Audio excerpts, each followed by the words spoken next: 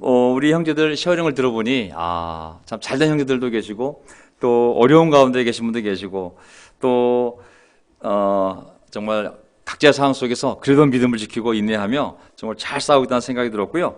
저는 어쨌든 직업이 목사다 보니 항상 이 상황이 벌어지면 이건 성경적으로 어떻게 바라봐야 될 것인가. 이게 하나님의 구원과 심판의 관점에서 이거는 무엇을 의미하는 것이지? 항상 이런 생각을 하게 되거든요. 그래서 어저께 저도 이태원 생긴 일을 보면서 오늘 아침에 일찍 일어나서 이 상황을 통하여 우리가 어떻게 이걸 해석하고 우리의 마음을 준비해야 될지 생각하면서 이 설교를 준비했습니다. 원래 딱 저도 간단히 형제들과 함께 5분 정도만 나누고 형제들 얼굴 보는 게 설교고, 야, 이들의 얼굴이 나간다면 자매들이나 우리 어머니 아버님들이 얼마나 기뻐할까. 우리가 살아있구나. 근데 제가 오늘도 상황을 보면서 그거 플러스 또 우리가 성경적 관점에서 또 구원과 심판의 관점에서 지금 벌어진 일들을 어떻게 해석하고 우리가 마음의 준비를 해야 될지 잠깐 나누고 이 설교 준비했습니다. 제 오늘 설교 제목은요, 여러분은 아침까지 아무도 자기 집 밖으로 나가서는 안 됩니다. 이런 구절 보셨어요? 이거 사회적 거리두기, 미국에서 스테이 홈, 집 못 나가게 하잖아요. 6월절 규례 중에 모세가 명령한 내용입니다. 집 밖에 나가지 말라고. 아침 될 때까지. 이게 어떻게 나왔는지 한번 나중에 보기로 하고요. 자, 여러분 아침까지 아무도 자기 집 문 밖으로 나가서는 안 됩니다. 이게 유대인들의 구원과 굉장히 중요한 하나님 편에서 다 할 거지만 너희 편에서 해야 될 일이 몇 가지 있는데 이걸 해야 된다고. 그러면 하나님이 너희를 출애굽시킬 수 있다고. 자, 이 배경의 문장 보도록 하겠습니다. 제가 이제 코로나 다 끝난 줄 알고 너무 기뻤습니다. 드디어 끝났구나. 또 다른 세상이 펼쳐지겠구나. 근데 이태원 사건 터지는 거 보면서 제가 다시 또 생각하게 된 게 뭐냐면, 야, 죄의 확장성. 우리가 창세기 공부하면서 배웠지만 죄가 정말 빨리 확장되는구나. 또 신속성. 빨리 넓혀지고 빨리 전달되고 그리고 은밀함 속에서 정말 이것을 느끼게 되었는데요. 왜 이렇게 됐냐면 창세기를 보게 되면 창세기 3장에 아담의 죄가 등장하지 않습니까? 그리고 4장에 가인과 그 후손 람에게 죄가 더 심화되고 그리고 확장됨을 알 수가 있습니다. 그 6장을 보게 되면 5장에는 죽음이 나옵니다. 전부 다 죄를 짓고 죽는 모습이 나옵니다. 결혼하고 아이를 낳고 죽었다가 계속 반복됩니다. 죄의 결과로. 6장을 보게 되면 온 세상에 대해 하나님이 탄식하는 모습이 나옵니다. 탄식, 후회하는 모습이 나옵니다. 세상에 가득 찬 죄악, 아담의 첫 번째 죄로 말미암아, 바이러스 하나로 말미암아, 한 사람 말미암아 삽시간에 지금 400만 명이 전 세계에 감염된 것처럼 정말 6장을 보게 되면 삽시간에 온 세상에 가득 찬 죄악에 대하여 하나님이 탄식하고 심판을 얘기합니다. 그리고 7장에 보면 드디어 그 죄악을 끝낼 수 있는 것은 노아의 홍수밖에 없었습니다. 그래서 노아의 홍수 두 가지 의미합니다. 그것은 의로운 사람의 구원 그리고 악인에 대한 심판. 이 두 가지가 바로 노아의 홍수의 스토리거든요. 교회는 죄에 대해서는 닫힌 곳입니다. 하지만 죄인에 대해서는 열린 곳이잖아요. 하나님은 분명하게 창조, 인간의 타락, 그 다음에 그들의 구원, 그리고 회복, 그래서 재창조. 결국은 하나님이 너무 좋아서 만들었던 것을 다시 회복시키고 싶은 그 열망 속에서 인간의 삶에 개입하셔서 그들의 타락한 삶에 들어오셔서 그들의 죄를 용서하시고 다시 회복시키시고, 그리고 하나님이 에덴 동산처럼 만들어 놓은 저 천국에서 새하늘 새 땅에서 영원히 사는 재창조된 하나님이 정말 원했던 최초의 창조를 다시 회복시키는 그것이 바로 성경의 이야기거든요. 성경은 이 흐름 속에 있고 우리의 인생도 그 흐름 속에 있기 때문에 하나님의 창조를 무너뜨린 죄에 대한 심판, 하지만 그 타락 속에서도 하나님이 살리고 싶은 영혼들을 향하여 하나님이 개입하여 구원하시는 구원의 이야기, 바로 심판과 구원의 이야기가 우리 삶, 우리 교회, 우리 역사를 깨뚫고 지나가는 바로 기본적인 시각이거든요. 7장 22절을 보게 되면 한번 보세요. 7장 22절, 마른 땅 위에서 코로 숨을 쉬며 사는 것들이 모두 죽었다. 죄에 대한 하나님의 분명한 심판, 사람뿐만 아니라 모든 생물까지 하나님이 다 죽였다고. 하지만 밑에 구절을 보게 되면 다만 노아와 방주에 들어간 사람들과 짐승들만이 살아남았다. 구원. 하나님은 모든 사건 속에 악에 대한 심판, 그리고 그 밑에서 고통받았던 의로운 사람에 대한 구원, 이 두 가지가 함께 딸려가게 되었습니다. 이 두 가지가 떨어질 수가 없는 것이죠. 저는 지금 오늘 아침에 오면서 뉴스에 지금 추적 대상자 이태원에서 사람들이 퍼져나가면서 그 동선을 확인해 봤더니 얼추 7,500명 정도, 8,000명 정도가 그 동선상에서 지금 파괴된다고. 대구 신천지랑 비슷합니다. 대구 신천지가 대구 한 건물에서 한 10,000명, 8, 9천 명 정도의 성도가 모이면서 시작점이 된 것처럼 지금은 이태원, 서울이 아니라 이태원, 신천지 건물이 아니라 이 동성애자 클럽에서 또 그들이 가는 술집, 그들이 가는 찜질방을 얼추 계산해 보니 그 동선에 걸친 숫자가 이미 대구 신천지에 모였던 숫자와 퍼져나간 동선과 비슷한 모양이 되고 있습니다. 신천지가 영적으로 진리를 벗어나 이단으로서 사람들의 영혼과 가정을 망가뜨리며 더 이상 한국 기독교의 힘으로 어떻게 할 수 없는 지경이 되었을 때 하나님이 개입하셔서 그 바이러스를 통해 그들을 다 드러낸 모양이 됐습니다. 물론 이것은 사회적으로나 그냥 다른 관점에서 본다면 그거는 그냥 너의 관점인지라고 생각할지 모르겠지만 성경의 관점, 영적인 관점을 보게 되면 그것은 바로 이렇게 해석이 될 수 있는 거거든요. 그래서 그 바이러스를 통해 신천지 멤버들 100%를 다 드러내셨습니다. 저는 신천지 멤버들 비난은 하나 아닙니다. 신천지 간 사람들 보게 되면 어쨌든 진리에 대한 관심, 설문지에 응답해서 그들을 도와주는 순수한 마음이 오히려 그들의 미끼가 되어서 가게 된 거지 그들의 마음이 악해서간 사람 한 사람도 없습니다. 남을 돕겠다는 마음 속에서 그래 내가 설문지 작성해 줄게 하다 보니까 신분이 노출이 됐고 그것이 그들의 전도 수단이 되어서 그렇게 된 것뿐이지 그들의 사람들을 돕고자 하는 순수한 마음 또 하나님을 찾고자 하는 그런 순수한 동기 이런 것들이 잘못된 것뿐이지 그들이 동기가 잘못된 것은 저는 하나도 없다고 생각합니다. 거기 간 사람들 보게 되면 리더십은 악하지만 하지만 이번에 바이러스 감염을 통해서 그들의 모습이 다 드러났고 아멘 그 안에 있는 자들이 상황을 객관적으로 판단하고 나올 수 있는 기회를 하나님이 그들에게 부여하셨고 또 우리 일반 사람들도 그들의 실체를 파악함으로 말미암아 더 이상 현혹되지 않도록 하나님이 다 드러냈다고 믿습니다. 또 동성애는 어떻게 보면 육체적 이단과 사입이거든요. 왜냐하면 이것이 하나님이 준 육체의 질서 어떤 관계의 질서를 완전히 왜곡시키는 정말 육체적 이단과 사입이거든요. 근데 이미 이것이 한국에 오래전에 들어와서 심각하게 퍼지게 되었고 자리를 잡았습니다. 얼마나 자리를 잡았냐면 매년 서울시, 부산 큰 도시 한복판에서 그 행정기관의 보호와 지원을 받으며 그 동성애자 퍼레이드를 벌일 수 있을 만큼 이미 우리 사회에 깊이 들어와 있습니다. 이거는 교회로서도 이제 막을 수가 없는 상황이 됐거든요. 근데 너무 놀라운 것은 그들이 소수자로서 성소수자라는 이름으로 또 사회적 약자로서 보호를 받는 상황이 된 거예요. 성경에 보게 되면 그것은 그렇게 바라볼 문제가 아닌 거거든요. 하지만 이미 박원순 시장도 매년 그 소수자 커플들을 옹호했고 보호했고 지원해주면서 올해도 5월달에 그 퍼레이드가 열리기로 됐던 거고 또 교회와 싸움이 이미 예정되어 있던 상황 속에서 이 일이 터졌다고 볼 수가 있습니다. 자, 성경은 소돔과 고모라가 바로 이런 타락의 죄악으로 말미암아 타락 정도가 아니라 그 도시가 이 동성애 죄악이 충만했기 때문에 아브라함 때 하나님의 유황불 심판을 받아 멸망했음을 알 수가 있습니다.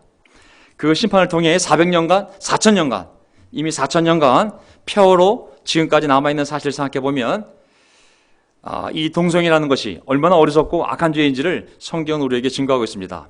레위기에서는 그 당시 율법으로 분명히 그것이 얼마나 망측하고 추잡한 죄인지를 기록해 놓았고 고린도에서도 또 로마서에서도 중요한 하나님 나라에 들어가지 못할 죄로서 또 하나님의 진노를 불러일으키는 죄로서 이미 2000년 전에 누누이 교회에 경고해 놓았던 부분입니다. 예를 들면 레위기 18장을 보게 되면 이제 모세에게 네가 들어갈 가나안 땅에 그들의 이방신을 섬기는 종교와 문화가 있는데 사회 풍습이 있는데 절대 조심하라고. 2절 보게 되면 2절에 너는 이스라엘 자손에게 말하여라 그들에게 이렇게 말하여라 내가 주 너희의 하나님이다 하면서 3절 너희는 너희가 살던 이집트 땅의 풍속도 따르지 말고 이제 내가 이끌고 갈 가나안 풍속도 따르지 말아라. 너희는 그들의 규례를 따라 살지 말아라 하면서 4절부터 23절까지 너희들이 가나안 땅 들어가면 어떤 더러운 성적인 일들이 벌어지는지를 다 기록해 놓았습니다. 제가 레위기를 강의할 때 주일날 28장을 뺐어요. 너무 추잡해서 주일날 여기 어르신도 있고 아이들도 있는데 제 입에 담기가 싫어서 복된 주일날, 영광스러운 주일날 제가 로마 레위기 18장을 뺐었는데 오늘 다시 하게 되네요. 거기 22절, 23절에 가게 되면 하나님이 직접 뭐라고 말씀하셨냐면 아주 역겨운 일이 있다고, 아주 회개 망측한 아주 추잡한 죄가 있는데 그게 바로 동성애입니다.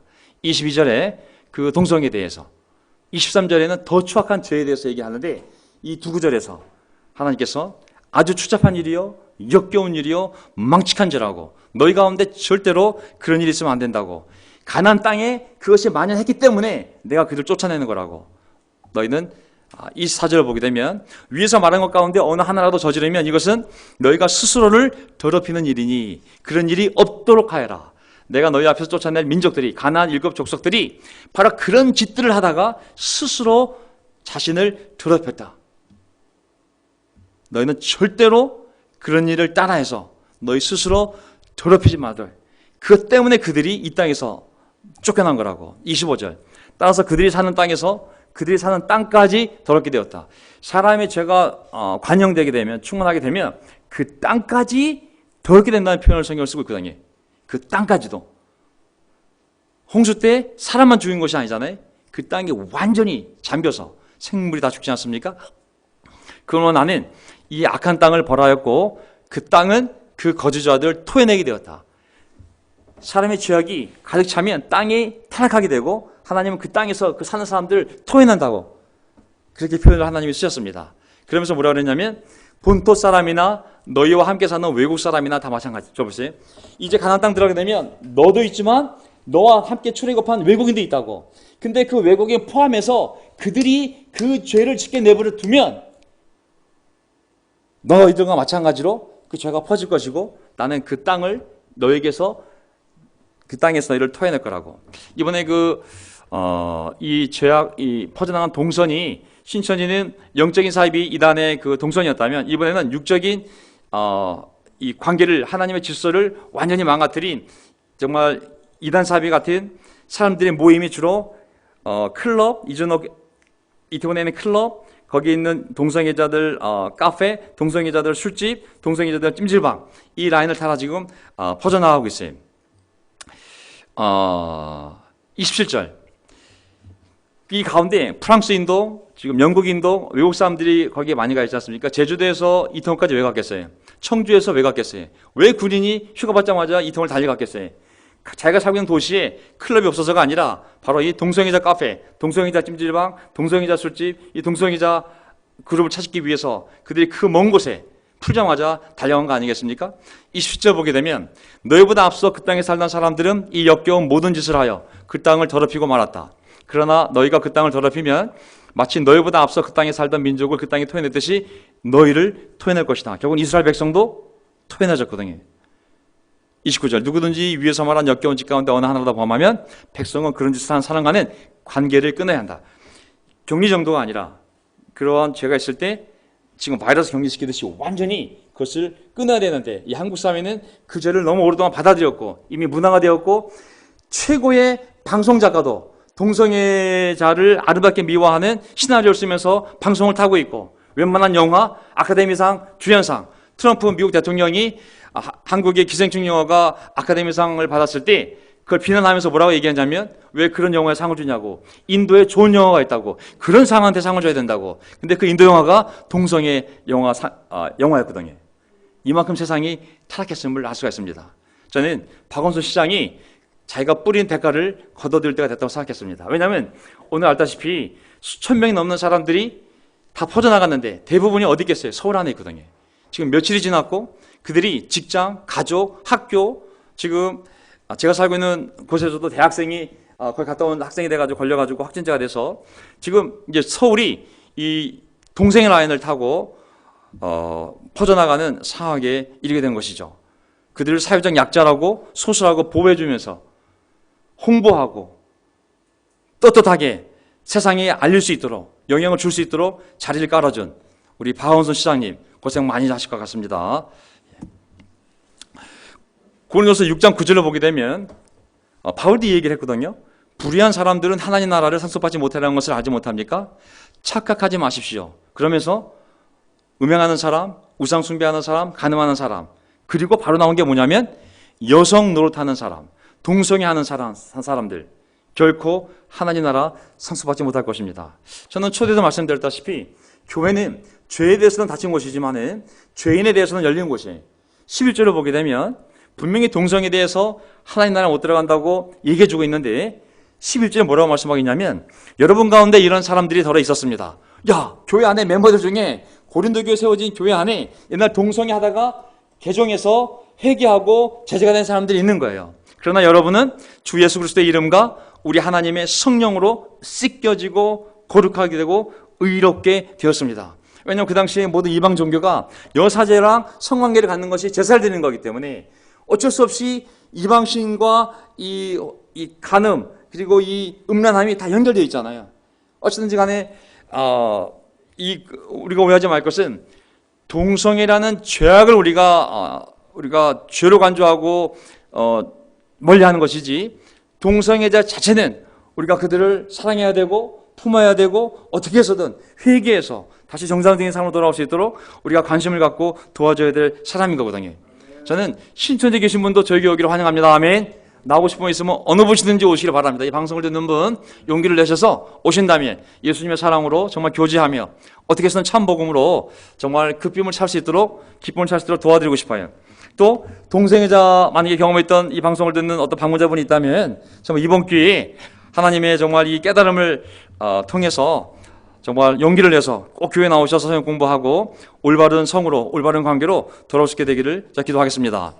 로마서 1장 20절 보세요. 사도 바울이 사람들은 하나님을 알면서도 하나님을 하나님으로 영화롭게 해드리거나 감사를 드리기는커녕 오히려 생각이 허망해져서 그들의 지각 없는 마음이 어두워졌습니다. 이 모든 죄는 열매거든요.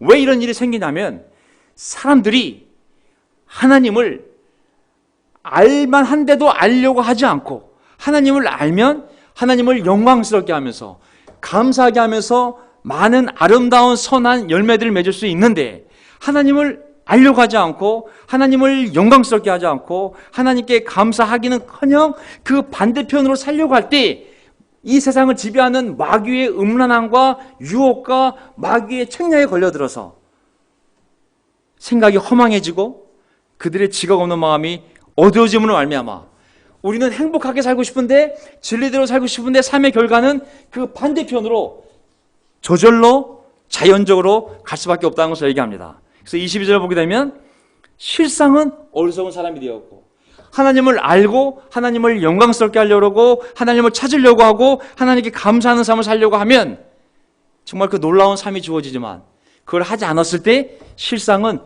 어리석은 사람이 된다고. 24절 결과적으로 서로의 몸을 욕되게 하게 된다고.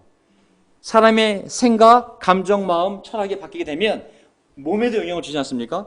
결국 몸을 욕되게 한다고. 25절 사람들은 하나님의 진리를 거짓으로 바꾸고 그리고 제가 입에 담기 어려운 표현들이 나옵니다. 26절 28절 사이에 뭐라고 나오냐면 결국은 동성애에 이르게 되어서 하나님이 그들을 내버려 두는 삶의 결과에 이르게 된다라고 마지막 가장 타락한 모습 중에 하나가 바로 동성애로 성경은 분명하게 이야기하고 있습니다. 하나님을 알려고 하지 않고 영광스럽게 하지 않고 감사하지 않을 때 그들의 마음이 허망해지고 어리석어지고 그리고 결국은 그것이 몸에까지 영향을 주어서 진리를 거짓으로 바꾸는데 하나님이 준 놀라운 진리 남자 여자와 만나 결혼하여 하나님의 계획대로 생육 번성 충만하는 것이 아니라 동성끼리 사랑에 빠지며 결국은 이런 추악한 삶의 모습이 결과로 나타난다고 성경이 예언되어 있는 것이거든요. 자, 넘어가겠습니다. 그래서 저는 이런 것에 대해서 성경은 성소수자니까 보호해야 돼. 제가 아침에 나오는데 뉴스에 아침에 제가 일찍 나와서 뉴스를 봤거든요. 어떻게 이게 돌아가고 있나. 바로 외신이 떴어요. 외신이 뭐냐면 내가 타이틀만 봤는데 중요 소제목하고 한국이 이번 사건을 통해 성소수자들을 박해할 위험이 있다.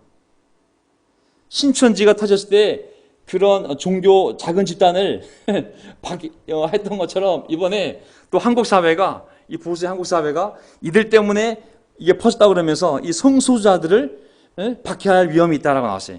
자, 이걸 보면서 야, 마귀가 실드를 쳐주는구나. 이게 32절을 보게 되면 그들은 이와 같은 일을 하는 자들은 죽어야 마땅하다는 하나님의 공정한 법들을 알면서도 자기들만 이런 일을 하는 것이 아니라 이런 일을 저지르는 사람을 두둔하기까지 합니다. 야, 세상은 역시 어둠의 세상이 정말 장악하고 있구나. 저는 동성애자의 영혼을 우리가 불쌍히 여기고 그들을 사랑해야 되고 어떻게 해서든지 복음을 전해서 하나님의 올바른 질서 안으로 들게 하는 것은 우리의 의무요 사랑의 책임입니다.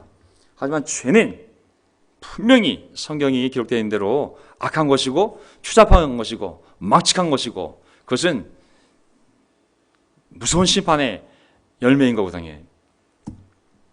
저는 이걸 보면서 우리가 살고 있는 시대가 마지막 시대 그리고 마지막 때 말세 종말이라고 합니다. 성경은 우리가 살고 있는 이 시대를 예수님 초림부터 시작을 해서 예수님이 다시 오는 그날까지를 어떤 때가 메시아가 이 땅에 와서 그 오신 메시아가 자기가 벌려놓은 일을 완성할 때까지 완성하려고 올 때까지 이것이 바로 마지막 시대 last time 아니면 마지막 때 end time 아니면 말세 한국말 영어로 한자로 말세 또 종말이나 종말. 자, 우리가 확실하게 아는 것 하나는 뭐냐면 우리가 이 말세에 살고 있다는 겁니다. 왜? 예수님 초림과 재림 사이에 살고 있다는 것은 우리가 마지막 시대에 마지막 때에 이 말세에 종말의 시대에 살고 있다는 것입니다. 근데 성경은 이 시대를 분명히 예언하고 있고 그 시대가 어떤 시대이며 어떤 일이 일어날지를 이미 성경에 다 기록해 놓았습니다.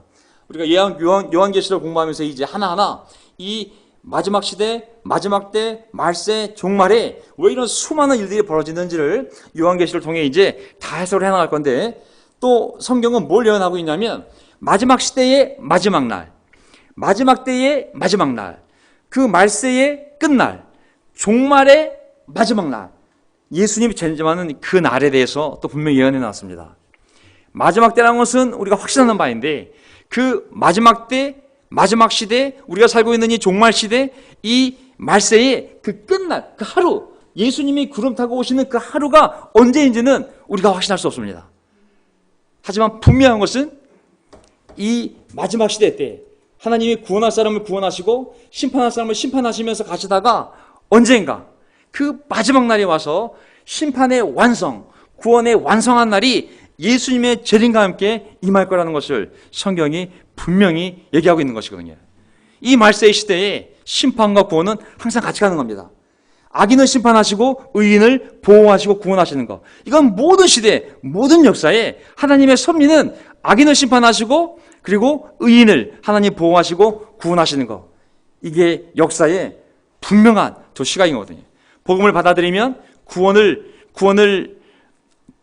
받는 길로 접어든 것이요. 복음을 거부하면 그 자체가 심판의 길로 접어든 것인 거거든요. 자, 말일 마지막 날 끝날 예수님 재림할 때 구원은 완성됩니다. 그리고 의인은 새하늘의 땅에서 우리 영혼만 부활하는 것이 아니라 육신도 부활하여 영원히 살지 않습니까? 심판도 완성이 됩니다.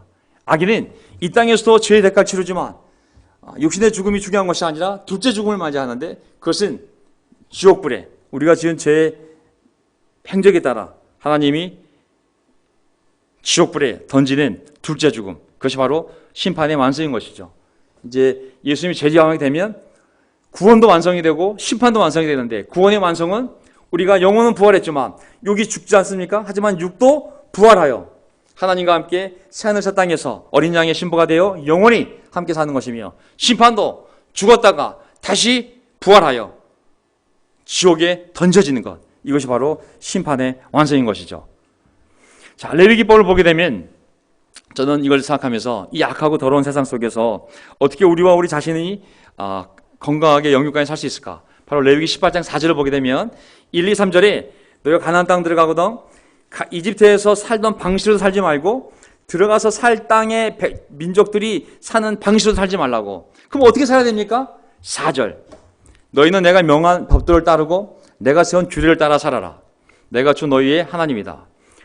건너뛰고 어떤 사람이든 이것을 지키기만 하면 그것으로 그 사람이 살 수 있다. 아멘. 레위기는 분명하게 너희가 들어갈 땅에 그렇게 타락한 수많은 음란, 음행, 동성애가 날뛰는데 너희는 정신을 바짝 차리고 내가 시킨 대로만 살면 된다고. 그렇게 살기만 하면 너희는 잘 살 수 있다고. 결국 아무리 사회가 음란하고 악하고 타락해도 의인들은 말씀대로만 살면 하나님은 우리의 생명을 지키시고 우리의 건강을 지키시고 우리에게 복 주시는 분임을 믿습니다. 아멘. 예. 왜냐하면 출애굽기를 보게 되면 하나님께서 출애굽하기 위하여 이집트 왕과 신하와 그 백성들을 심판할 때 바로의 백성과 자기의 백성을 구별했습니다. 수많은 기적들로, 전염병으로 수많은 것들로 심판할 때 하나님이 악을 심판하고 의인을 구원할 때, 의인을 구원하기 위하여 악을 심판할 때 하나님이 반드시 악인과 의인을 구별해서 하나님이 다르게 섭리했음을 알 수가 있습니다. 출애굽기 8장 23절 10장을 내릴 때 뭐라고 미리 말씀하셨냐면 내가 나의 백성, 이 히브리 족속 이스라엘 민족과 너의 백성 이집트 왕과 신하와 백성들을 구별할 것이니 이런 이적이 내일부터 일어나기 시작할 거라고. 아시죠? 출애굽기 9장 4절 보세요. 그러나 주는 이스라엘 사람의 집짐승과 이집트 사람의 집짐승을 구별할 것이니 이스라엘 자손의 것은 하나도 죽지 않게 될 것이다. 전염병을 일으켜서 내가 짐승들을 치겠다고. 하지만 같은 땅 안에 있지만 이집트 땅 안에 있지만 바로 왕과 신하와 그 백성이 소유한 짐승과 그 이집트 안에 있지만 고센 땅에 거하는 내 백성의 짐승을 구별해서 나는 너의 짐승만을 칠 거라고. 그리고 내 백성의 짐승은 하나도 죽지 않게 할 거라고. 아멘. 네. 26절 그러나 이스라엘 자손이 사는 고센 땅에는 우박이 내리지 않았다. 우박으로 전부 쓸어버릴 거라 말씀하셨거든요. 하지만 내 백성이 사는 고센 땅에는 악을 심판할 때 그들조차 상처받지 않도록 난 그들은 보호할 거라고. 고센 지역에는 우박이 내리지 않았다. 그 다음에 9장 23절 10장 23절 흑암의 9번째 심판이 있었을 때 10장 22절을 보게 되면 모세가 하늘에다 그의 팔을 내미니 이집트 온 땅에 사흘 동안 짙은 어둠이 내렸다. 사흘 동안 사람들은 서로 볼 수도 없었고 제자를 뜰 수도 없었다. 이집트 땅에서. 하지만 23절 그러나 이스라엘 자손이 사는 곳에는 어디에나 빛이 있었다. 아멘. 네, 기적 아니겠습니까? 그 땅에만 빛이 있다는 거 말이 되겠습니까? 어떻게 다 깜깜한데 어떻게 고기만 이렇게 딱 비추듯이 빛이 있을 수 있겠습니까? 이게 하나님의 기적이요. 바로 자기의 백성을 보호하는, 악인은 심판하되 반드시 하나님 사랑하는 백성들은 보호하는 하나님의 놀라운 능력의 기적의 손길임을 알 수가 있습니다. 저는 이 바이러스를 통해서 하나님의 뜻이 이루어질 줄 믿습니다. 제가 미국에 어느 날 저는 이런 고민이 생겼어요. 과연 미국은 100만 명이 지금 걸렸고 200만 명 들어가고 있고 사망자가 10만 명 가고 있는데 거기는 목회자들은 어떤 생각을 하나. 그쪽 목사들은 과연 이 사태를 보면서 도대체 성경적으로 어떻게 바라볼까 궁금해서 설교를 들어봤어요. 그때 한 목사가 대담에 나와서 하다가 어떤 사람이 이렇게 물어봤습니다. 어떤 카톨릭 신부한테 가서 이 상황에 대해서 어떻게 하나님이 바라보실까라고 물어봤더니 그 신부 하나님도 매우 슬퍼하실 거라고 얘기를 한 거예요. 그래서 그 질문을 그걸 듣고 이쪽 목사한테 목사님은 그쪽 신부는 하나님이 너무 슬퍼할 거다. 이 바이러스 상황을 보고 이게 사람들이 죽어가는 모습을 보고 너무 슬퍼할 거라고 말씀하셨다는데 목사님 어떻게 생각하십니까? 그랬더니 그 목사는 나이가 많이 더 멀른 목사인데 나는 모든 것이 하나님의 통제 아래 있다고 믿는다고. 하나님이 무능력해서 미안하다 얘들아. 그 바이러스가 시집이라는 놈이 만든 거잖아. 그게 지금 변이가 돼가지고 내가 손을 쓸 수가 없어. 그거 너무 미안하게 됐다. 내가 도와주고 싶어도 그게 특수한 바이러스가 돼가지고 약이 이게 내가 또 이거 할 수가 없어. 나도 슬프다. 나도 슬퍼. 이런 무능력한 하나님이 아니라 이 모든 것이 하나님의 통제 아래 있다고. 저는 바이러스 죽은 사람들이 악인들도 있고 영적인 걸 봤을 때 선한 사람도 있어요. 아까 말씀드렸다시피 정말 종합병원에서 응급실에서 뉴욕에서 가장 큰 병원 중 하나의 책임 담당 의사가 그 밀려오는 환자들을 보고 고황장애가 와서 자살을 한 거예요. 너무 불쌍하지 않아요?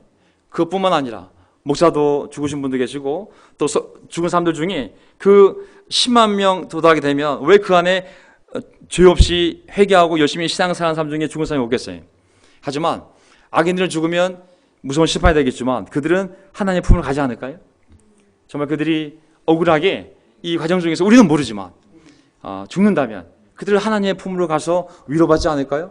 더 이상 아프지 않고 슬프지 않고 눈물이 없는 고통이 없는 곳에서 우리보다 먼저 가서 쉬고 있지 않을까요? 마지막 구절입니다. 출애굽할 때 6월절 날 12장 24절 주님께서 이집트 사람들을 치려고 가시다가 너희 문에 하나님 백성들이 사는 그 문에 위에 문지방과 문 상인방과 좌우 문설주에 바른 피를 보시고 예수님의 피를 보시고 어린 양의 피를 보시고 그 문 앞을 지나가실 것이며 파괴자가 하나님의 천사가 요한계시록 보면 이제 죽음의 천사들이 있거든요. 파괴자가 여러분의 집을 치러 들어가지 못하게 하실 것입니다. 자, 그러니까 이 내용 알고 있어요. 하지만 23절 앞에 하나님 이렇게 하실 건데 하나님의 죽음의 천사를 보내서 이집트 왕, 신하, 백성, 짐승의 첫 번째 난 것들을 다 죽일 때 천사를 보내서 죽일 때 하나님이 어떤 것은 그 천사로 하여금 건드리지 못하게 할 거라고 하나님 하실 거라고 유월하게 하실 거라고 하지만 너희들이 할 일이 있다고 그건 뭐냐면 그 짐승을 잡아 그 어린 양을 잡아 내가 명령한 대로 그 고기를 먹고 피를 발라야 되잖아요. 하지만 22절 끝에 보면 발 앞에 문설주에 그 피를 바른 다음에 너희는 아침까지 아무도 자기 문 바깥으로 나가서는 안 됩니다. 나가서 죽은 건 그 사람 몫인 거예요. 나가서 죽은 건 그 사람 몫인 거예요. 저는 우리가 지혜롭게 물론 바이러스가 믿는 자 안 믿는 자를 어떻게 구별하겠습니까? 하지만 하나님이 막을 수 있는 것이죠. 저는 우리가 이 사회 정치에 따라서 스테이 홈 하면 집에 있으면 집에 있어야 되잖아요. 우리 믿는 사람들이 소셜 디스턴싱 사회적 거리를 두라 그러면은 우리가 순종해야 되잖아요. 하나님이 그들을 통하여 우리를 지킬 수가 있잖아요. 그래서 우리는 이것을 잘했다고 생각합니다. 아멘. 아멘. 저희는 순종했고 어쨌든 하나님이 세운 권위들이고 그들도 정부 당국자 하나님이 준 지혜와 권력을 가지고 믿는 자들을 보호하며 이 질서를 만들어 교회가 평화롭게 예배드릴 수 있기 때문에 하나님이 준 권위거든요. 우리는 순종했고 너무 잘 순종해서 대한민국 전체 800명 가운데 한 명도 걸린 사람이 없어요. 테스트를 받은 사람도 없어요. 정말 하나님의 은혜가 아닐 수 없습니다. 하지만 영적인 소셜 디스턴싱은 항상 유효한 것입니다. 아멘. 영적인 디스턴싱. 죄랑 떨어져 있는 것. 죄랑 멀리 떨어져 있는 것. 죄로부터의 이러한 디스턴싱은 영원한 것입니다. 우리는 그것을 거룩이라고 불러요.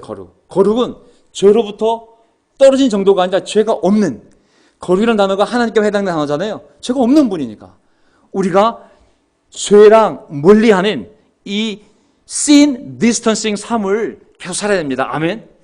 혼자 모이든 여럿이 모이든 우리가 한 주 세상의 풍파와 육신의 정욕과 눈의 욕망에 휩쓸리지 않고 죄랑 멀어져서 육신의 욕망, 욕심과 멀어지고 이 정욕, 육신이 바라는 것들과 좀 멀어지고 이 세상의 이 악한 세상적 관점에서의 영향력과 풍파에서 멀어져서 우리 마음을 지키는 것, 이것이 거룩한 생각, 거룩한 마음, 거룩한 행동, 거룩한 삶은 우리의 몫입니다. 아멘.